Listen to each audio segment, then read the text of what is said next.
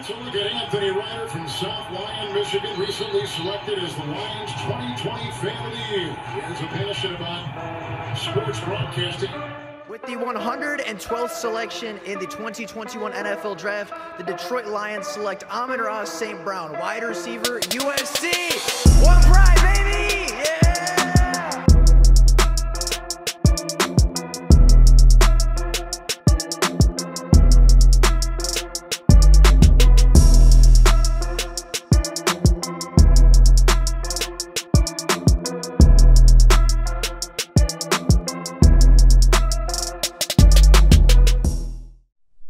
What is going on, everybody? Welcome back to another Detroit Lions video. Now, the other day we made a video talking about 6th round selection James Houston, a player that didn't really have a major impact on the team early in the season as he was placed on the practice squad, didn't even make the initial 53-man roster, but come Thanksgiving when his opportunity arose, James Houston stepped up to the plate and never looked back, having 4 sacks in his first 3 contests and being one of the most efficient pass rushers in the NFL. And today we're going to talk about another rookie that's in a very similar situation. A rookie that did not start the season on the active roster, a rookie that has not played up until the last 2 games for the Detroit Lions, and a rookie that was expected to have major contributions to this team that is just finally getting healthy enough to meet those expectations.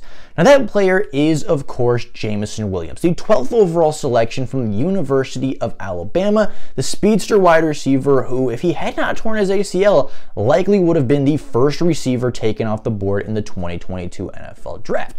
Now coming into Detroit, we all knew Jameson Williams was not going to play early. We knew as soon as the pick was announced, Jameson Williams will not play early in the season, and he may not even play at all this season, as his ACL injury had happened just a few months prior to the NFL Draft, and he was unable to participate in the combine or his pro day or personal workouts or anything of the sort.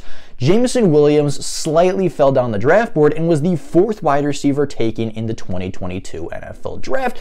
However, everybody knew that when Jameson Williams got healthy, and if Jameson Williams was able to make that full recovery, which was likely, he could have the opportunity to be the most explosive weapon in this draft.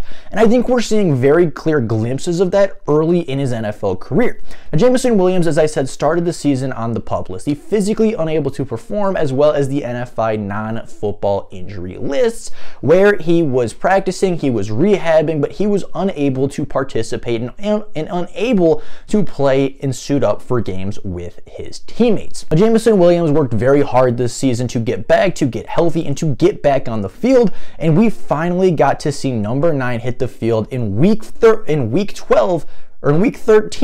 versus the Jacksonville Jaguars. Now, Jameson Williams had an extremely reserved role in this game, as he only played, I believe, 8 snaps, one of which was in victory formation, and only saw 1 target down the field that really didn't give him a great opportunity to go make a play on the ball.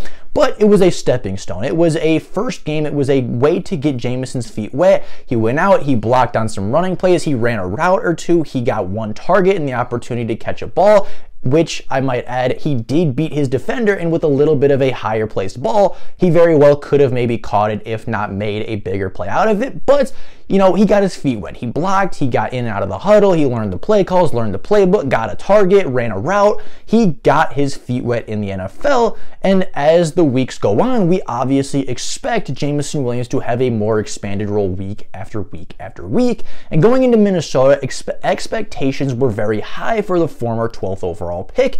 And Jameson Williams, I think, although he might not have statistically affected the game as much as many people would have hoped, he was a major influence in this division victory over Minnesota, and he was a major player and a major key part of how the Lions took victory from the Minnesota Vikings. Now, as we all know, Jameson Williams opened up this game on the first target of the game for himself and the second target of his career. Jameson Williams broke wide open behind the defense. There's a busted coverage. The Vikings just didn't see him, didn't communicate. He somehow got behind the Minnesota Vikings safety safety for a huge touchdown early in the game to take a 7-0 lead over the division rival, where, I mean, he had 15, 20 yards of space after he slowed down to catch the ball, walked into the end zone for his first reception, first touchdown of his career, and he celebrated as accordingly.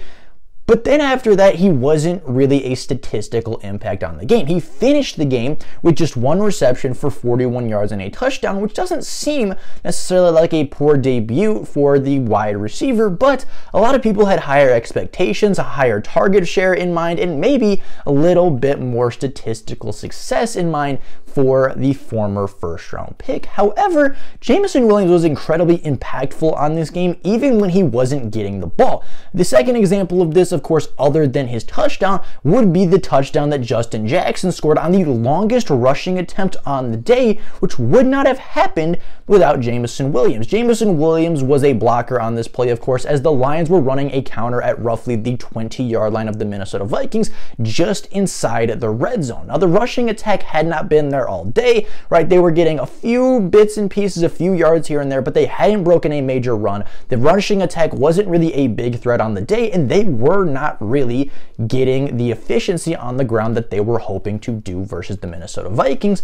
However, on this particular 2nd and 10, on a counter to Justin Jackson, while the score was 21-13, Jameson Williams threw one of the most key and crucial blocks on the entire play, taking out the middle linebacker that was responsible for filling the gap of Justin Jackson. And that play ended up going for a day-long rushing attack of 20 yards as well as a touchdown that would put the Lions up by 2 scores, by a score of 28-13. And again, this play would not have happened without Jameson Williams. Jameson Williams' ability and his willingness to be a blocker despite not being the biggest guy is something that I think was really influential in the drafting of himself from Alabama, right? He's big, he's long, he's lanky, but he is not a very built player. He is skinny, he is, very thin for the wide receiver position, but he is more than willing to throw a block, and he is more than willing to lay a hit on a defender or a special teams player if it's going to help his team win the game.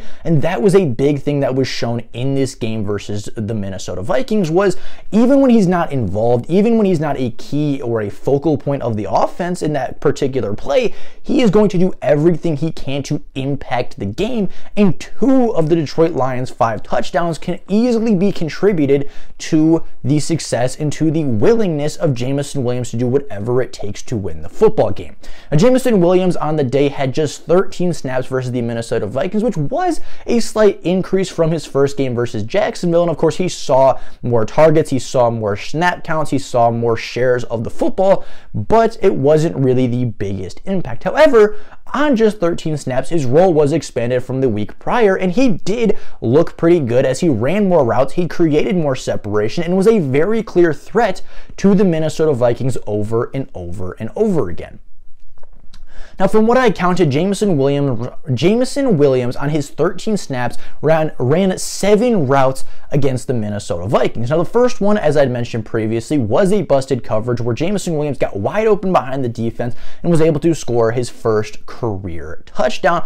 But every other rep and every other route that he ran, Jameson Williams was not targeted. And Jameson Williams, for the most part, was not even looked at by the Detroit Lions for a potential reception.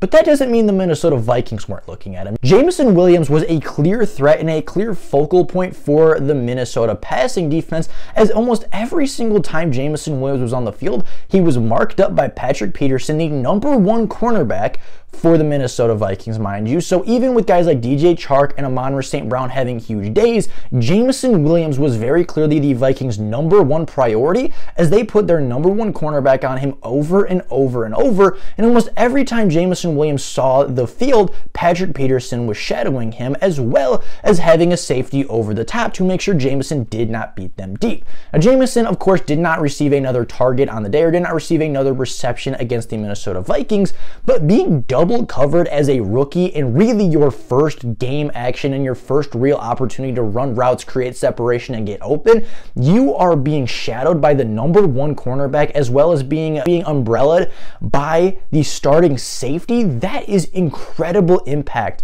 for a rookie wide receiver to have. And even if it might not have shown up in the box score, even if it might not have shown up in the stat sheet, and even if you might have only heard the announcer say Jameson Williams' name one time during this game, he was one of the most influential players in this game, and his role is only going to expand further going forward. Jameson Williams is a game breaker. Jameson Williams is a player that was expected to come in when he got healthy and absolutely open up this offense, make it explosive, make it high scoring, make it fast paced. And even though his effect on the box score and on the stat sheet may be minimal up to this point, this offense is better with Jameson Williams. This offense scores more points with Jameson Williams, and as we have seen over the past 2 weeks, even in a very minimalistic role, even in a role with 1 to 2 targets a game, the threat of having a 4-2 wide receiver beat you over the top, the threat of this guy having to be double teamed as a rookie without having proved a single thing up to this point is incredible impact for a reserved player. Incredible impact for a rookie in his first couple of games. And as he gets healthier, as he gets his feet back under him, as he kind of adjusts and adapts back to NFL speeds, he's going to become more productive on the stat sheet. He's going to see more targets. He's going to get more receptions. He's going to break more touchdowns off. And he's going to continue to be that threat. So, with all that being said, that is all for you guys today. Let me know what you guys think about Jameson Williams. How do you feel about his rookie season so far? Are you happy with the impact he's had on a minimal role? Were you expecting more from the 12th overall pick from this last class once he got healthy? I'd be very curious to you guys think about this in particular. I'd be very curious to hear how you guys are feeling about the first overall pick and what you expected versus what you're receiving from Jameson Williams up to this point. But with all that being said, that is all for you guys today. Thank you all so much for watching, and until next time, and as always, go Lions!